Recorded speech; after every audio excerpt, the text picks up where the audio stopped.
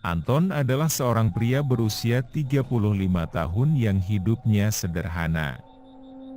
Setelah kehilangan pekerjaan lamanya, ia menerima pekerjaan sebagai petugas keamanan di sebuah hotel. Kita sebut saja nama hotelnya, Hotel Merah. Hotel Merah memiliki sejarah panjang dan dulunya sangat populer di kalangan orang kaya dan sangat terkenal. Namun, seiring berjalannya waktu, bangunan megah ini mulai kehilangan pesonanya. Banyak tamu yang pernah menginap di sini berbicara tentang keanehan yang mereka alami. Ketika Anton pertama kali tiba di hotel, ia disambut oleh manajer hotel yang bernama Pak Arif. Pak Arif adalah pria tua yang sangat ramah, namun matanya terlihat menyimpan banyak rahasia. "Selamat datang, Anton," ucap Pak Arif. "Pekerjaan di sini sangat mudah, hanya perlu berjaga-jaga di malam hari. Tidak banyak tamu yang datang saat ini, tetapi tetap waspada," ucap Pak Arif, sambil menepuk bahu Anton. Malam pertama Anton bekerja, suasana berjalan dengan lancar. Ia berjalan-jalan di sekitar hotel, memeriksa pintu-pintu dan jendela, serta memastikan semuanya sudah terkunci. Suasana di dalam hotel terasa aneh, dengan lorong-lorong panjang yang gelap dan dekorasi kuno yang menambah kesan seram. Namun, Anton tetap menjalankan tugasnya dengan tenang.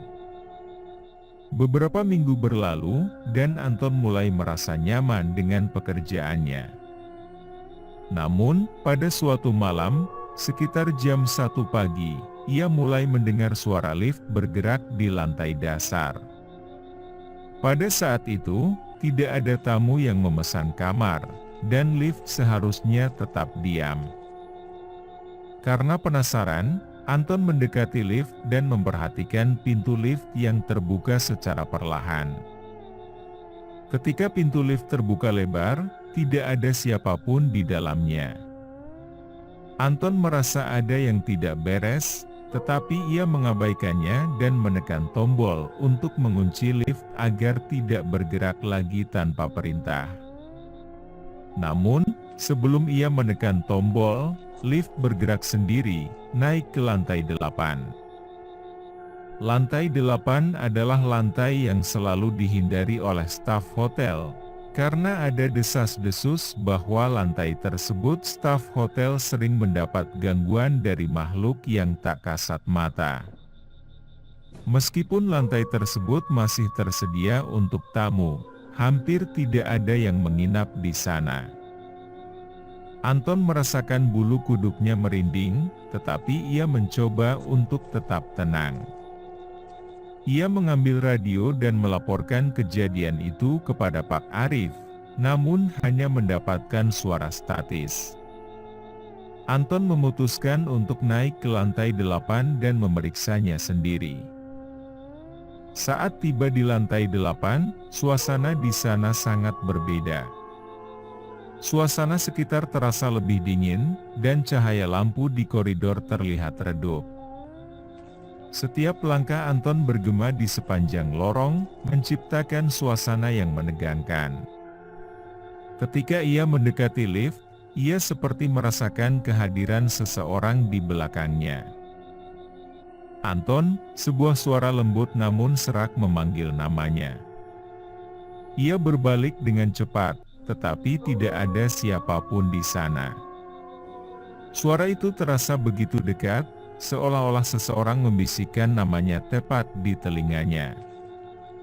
Anton merasakan ketakutan, tetapi ia terus bergerak maju dan menekan tombol lift untuk kembali ke lantai dasar. Setelah kejadian malam itu, Anton tidak bisa menyingkirkan perasaannya bahwa ada sesuatu yang tidak beres di hotel ini. Setiap malam, saat ia melakukan patroli, ia merasa sedang diawasi oleh sosok-sosok yang tak kasat mata. Terkadang, Ia melihat bayangan bergerak di sudut matanya dengan cepat, tetapi ketika ia memeriksa, tidak ada apa-apa. Suatu malam, Anton menerima telepon dari meja resepsionis. Suaranya tidak asing, seorang pria yang suaranya terdengar bergetar ketakutan. "Pak Anton, saya perlu bantuan. Saya baru saja mengantar seorang tamu ke lantai 8, tetapi mereka tidak muncul di kamar yang seharusnya. Saya tidak tahu apa yang terjadi," kata pria itu. Anton merasa bingung, karena seingatnya tidak ada tamu yang memesan kamar di lantai 8 malam itu. Ia segera naik ke lantai 8 untuk memeriksa. Saat tiba di lantai 8, koridor itu tampak lebih gelap dari biasanya dan suasana juga terasa lebih dingin. Ia menemukan pintu kamar yang sedikit terbuka, dan ketika ia mendorong pintu itu, ia menemukan kamar tersebut kosong. Tidak ada siapapun di dalam kamar, namun suasana di kamar itu terasa hening dan sunyi. Tiba-tiba, pintu lift di ujung koridor terbuka dengan sendirinya. Anton merasa terjebak antara keinginan untuk melarikan diri dan keinginan untuk mengungkap apa yang sebenarnya terjadi. Dengan berat hati, ia memutuskan untuk masuk ke dalam lift. Lift itu segera bergerak turun, tetapi tidak berhenti di lantai dasar. Lift itu membawa Anton ke lantai basement hotel, sebuah tempat yang tidak pernah dikunjungi tamu atau staf biasa. Pintu lift terbuka perlahan, mata Anton tertuju pada lorong yang gelap dan lembab. Anton merasa ketakutan, tetapi rasa ingin tahunya memaksanya untuk melangkah keluar dari lift dan menjelajahi basement. Di ujung lorong, ia melihat sebuah pintu kayu tua yang tampak sudah lama tidak digunakan. Dengan gemetar, Anton membuka pintu itu dan menemukan sebuah ruangan kecil yang dipenuhi dengan benda-benda antik yang berdebu. Di tengah ruangan, ada sebuah meja kecil dengan sebuah buku catatan yang tampak usang.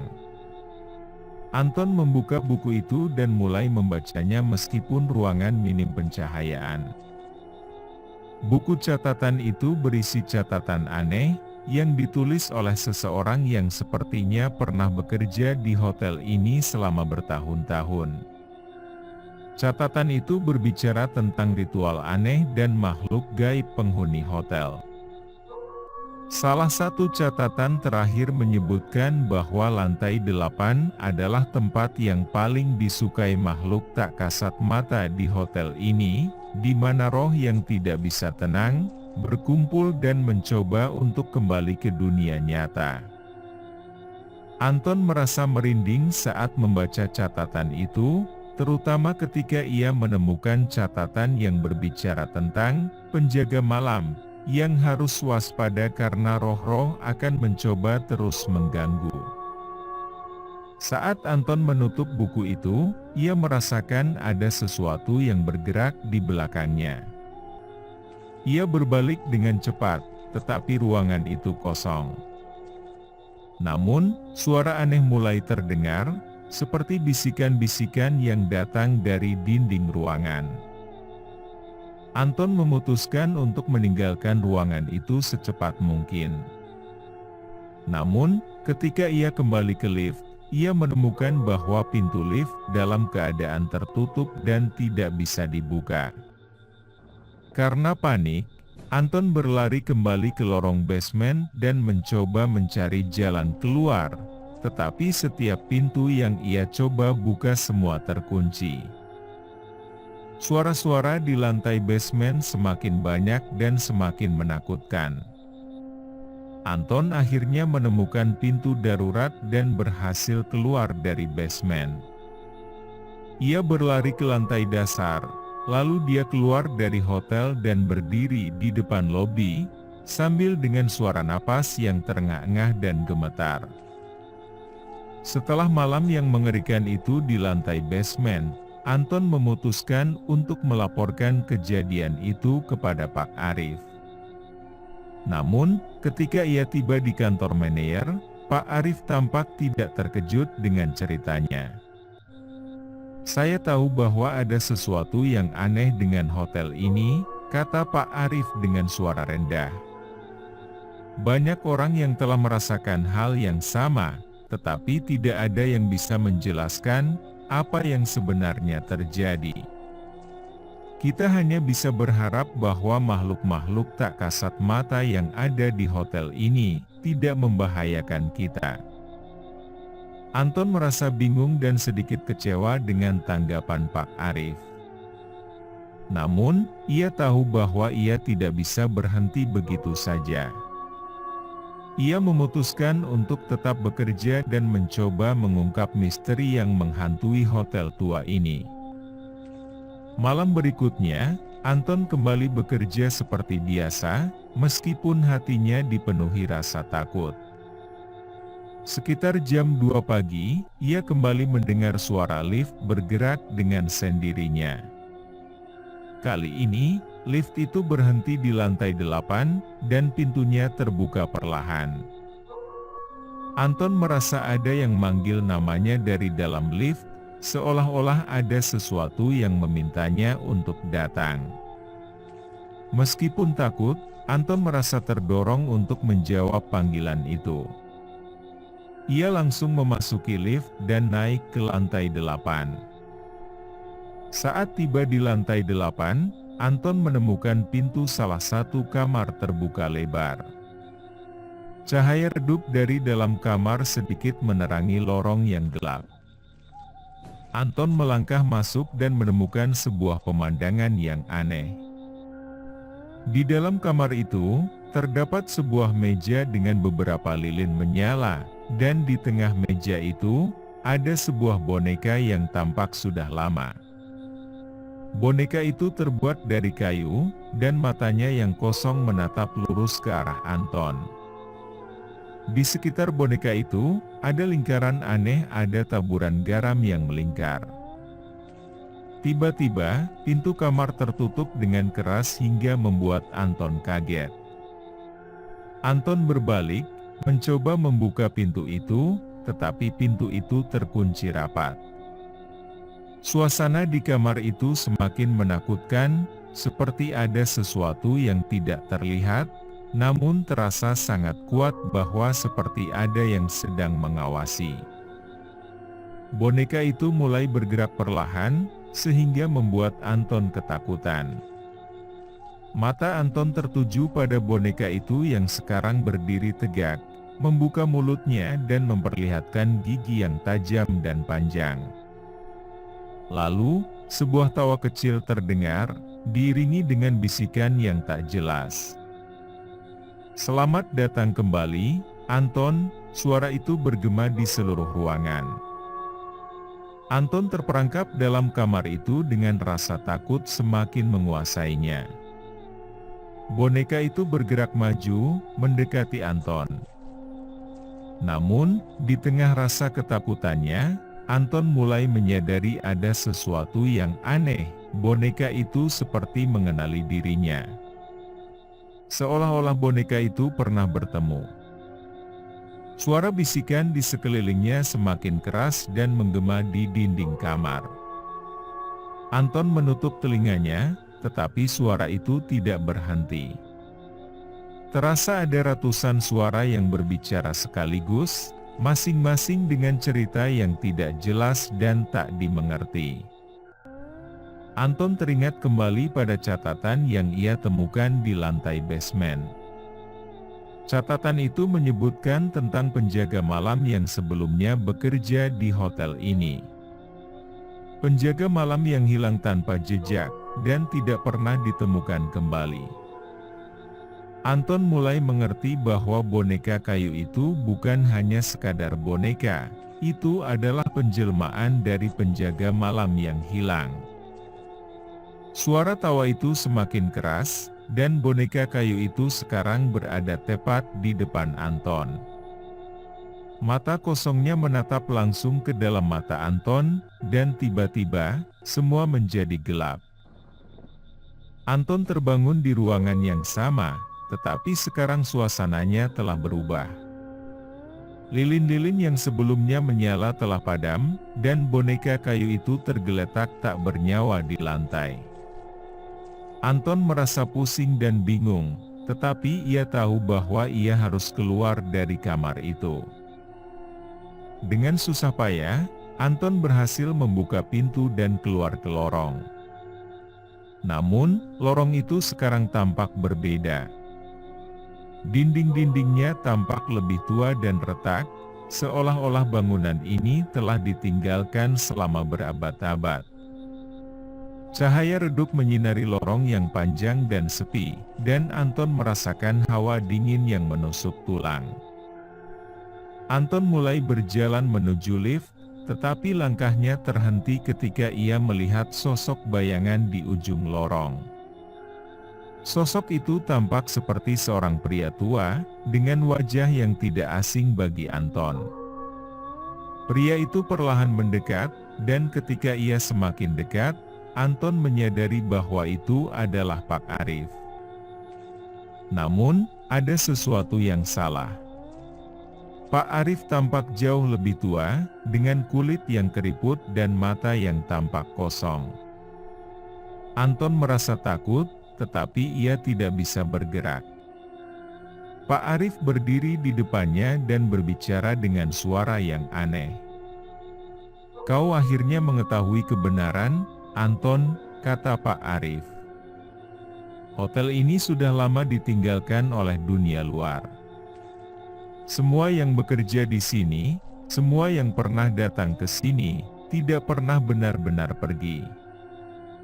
Anton tidak bisa memahami apa yang terjadi. "Apa maksudmu?" tanyanya dengan suara gemetar.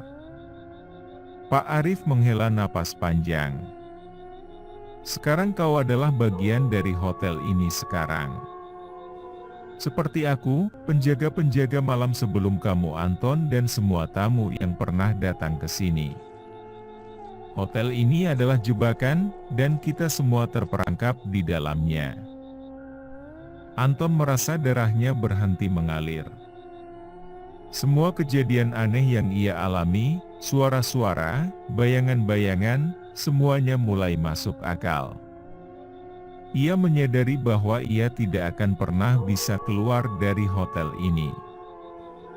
Ketika Anton merasa bahwa semua harapannya telah hancur, tiba-tiba suasana di sekitar berubah. Dinding-dinding yang retak dan koridor yang gelap mulai memudar, digantikan oleh pemandangan yang lebih cerah dan modern. Anton mendapati dirinya berdiri di koridor hotel yang normal, dengan dekorasi yang bersih dan lampu yang terang. Pak Arif yang tadi tampak menakutkan sekarang tampak seperti dirinya yang normal, seorang pria tua yang ramah dan bersahabat. Anton merasa sangat bingung. "Apa yang terjadi?" tanyanya. Pak Arif tersenyum lembut. "Kau berhasil, Anton. Kau telah mengatasi ketakutan terbesarmu. Hotel ini tidak hanya sebuah bangunan tua yang berhantu, ini adalah tempat di mana orang-orang dihadapkan dengan kebenaran tentang diri mereka sendiri." Anton tidak bisa berkata-kata.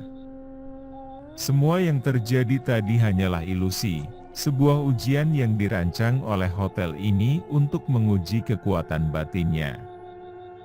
Pak Arif menjelaskan bahwa semua yang bekerja di hotel ini harus melalui ujian ini untuk menjadi bagian dari sesuatu yang lebih besar. "Apa maksudnya?" tanya Anton, masih bingung. Pak Arif menjelaskan bahwa hotel ini adalah tempat di mana orang-orang dengan kekuatan batin yang luar biasa diuji dan dilatih. Mereka yang berhasil melewati ujian ini akan menjadi penjaga rahasia, melindungi hotel dari ancaman yang lebih besar di masa depan. Anton merasa terkejut, tetapi juga lega. Ia telah berhasil mengatasi ujian ini dan sekarang menjadi bagian dari sesuatu yang lebih besar dari dirinya sendiri. Anton melanjutkan pekerjaannya sebagai penjaga malam di hotel, tetapi sekarang dengan pemahaman yang lebih dalam tentang tempat ini dan peranannya. Ia tidak lagi merasa takut, karena ia tahu bahwa ia tidak sendirian. Pak Arif dan yang lainnya selalu ada di sana untuk membantunya. Namun, setiap malam, saat ia berjalan di koridor-koridor hotel, Anton masih bisa merasakan kehadiran dari mereka yang gagal dalam ujian, mereka yang terjebak di antara dunia ini dan dunia yang lain. Mereka mengingatkan Anton bahwa meskipun ia telah berhasil, ancaman selalu mengintai di balik bayangan. Dan begitu, Anton kini menjadi penjaga Hotel Merah, bukan hanya menjaga bangunan fisik, tetapi juga menjaga rahasia-rahasia yang tersimpan di dalamnya, siap untuk menghadapi ancaman di masa depan.